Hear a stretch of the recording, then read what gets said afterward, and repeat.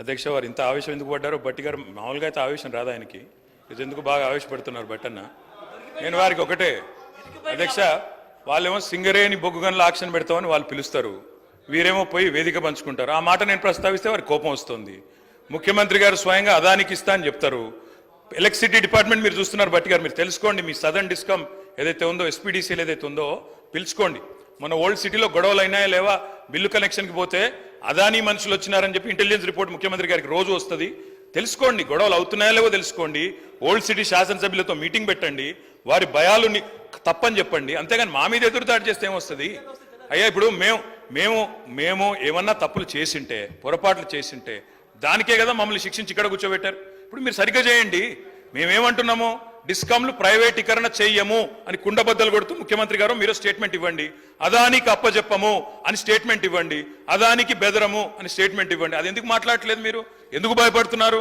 ఎవరి కోసం భయపడుతున్నారు? మళ్ళీ ఎదురుదాడి ఎందుకు దాని మీద? దయచేసి నేను మిమ్మల్ని కోరేది ఒకటే, మేము ఆనాడైనా ఈనాడైనా పబ్లిక్ సెక్టర్ అండర్టేకింగ్స్ విషయంలో we have abundant clarity. Hyderabad metro విషయంలో కూడా ఇవాళ ముఖ్యమంత్రి గారే మున్సిపల్ డిపార్ట్మెంట్ చూస్తున్నారు.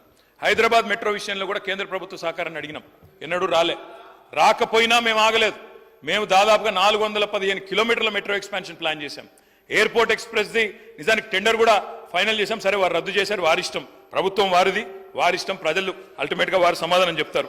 అధ్యక్ష, ఒక్క ప్రయత్నం కాదు అధ్యక్ష, ఎన్నో ప్రయత్నాలు చేసి ఎన్ని ఆంక్షలు పెట్టినా, ఆర్థికంగా ఇబ్బందులు పెట్టినా గత 10 ఏళ్లలో తెలంగాణ రాష్ట్రాన్ని బ్రహ్మాండంగా భారతదేశంలోనే అగ్రగామిగా నిలబెట్టాం. కానీ బాధ ఎక్కడ అనిపిస్తుంది అంటే అధ్యక్ష, వాళ్ళేమో డబ్బులు ఇవ్వరు, వాళ్ళు సతాయిస్తారు. మీరేమో ఇవాళ రాష్ట్రంలో పదవుల్లో కూర్చొని ముఖ్యమంత్రిగా మంత్రిగా ఉండి రాష్ట్రం మీద నిందలేసే విధంగా మాట్లాడితే అప్పు ఎక్కడ పుడుతుంది, కొత్త పెట్టుబడులు ఎక్కడి నుంచి వస్తాయి అధ్యక్ష? బ్రహ్మాండంగా ఉన్న రాష్ట్రాన్ని దివాలా తీసింది, ఇన్ని వేల కోట్ల అప్పు, ఇంత కడుతున్నా అంత కడుతున్నా అని స్వయంగా ప్రభుత్వ పెద్దలే మాట్లాడితే రేపు ఎవరైనా వస్తారా అధ్యక్ష మన దగ్గరికి? దయచేసి నేను మిమ్మల్ని కోరేది ఒకటే అధ్యక్ష, గౌరవ సభ్యులకి కేంద్ర ప్రభుత్వం, భారతీయ జనతా పార్టీ నాయకత్వంలో కేంద్ర ప్రభుత్వం నిన్న ప్రవేశపెట్టినటువంటి బడ్జెట్లో ఈ రాష్ట్రానికి చేసినటువంటి అన్యాయం గురించి మాట్లాడటానికి సిద్ధంగా లేరు. వారు దాని గురించి మాట్లాడితే కేంద్ర ప్రభుత్వానికి ఎక్కడ కోపం వస్తుందో, లేకపోతే భారతీయ జనతా పార్టీకి ఎక్కడ కోపం వస్తుందో అని అసలు అంశాన్ని పక్కన పెట్టి ఆవు కథలాగా మళ్ళీ మొదటికి వచ్చి ఈ చర్చ వదిలేపెట్టి మిగతా అన్ని మాట్లాడుతూ ఉన్నారు. ఎన్నిసార్లు అధ్యక్ష నేను విజ్ఞప్తి చేసిందో?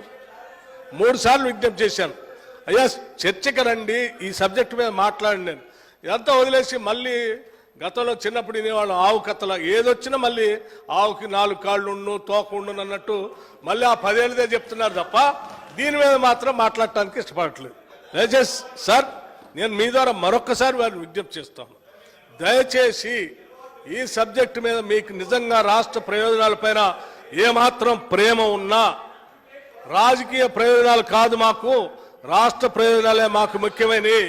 భారతీయ జనతా పార్టీతో మేము అంటగాగట్లేదు, మాకు వాళ్ళకి ఎటువంటి అండర్స్టాండింగ్ లేదు, చీకటి ఒప్పందం లేదు, రాష్ట్ర ప్రయోజనాలే మాకు ముఖ్యం. బడ్జెట్లో వాళ్ళు చేసినటువంటిది అన్యాయాన్ని ఎండగడతాం, సభ ఏ తీర్మానం చేసినా మేము సిద్ధంగా ఉంటామని చెప్తా అంటేనేమో చెప్పండి.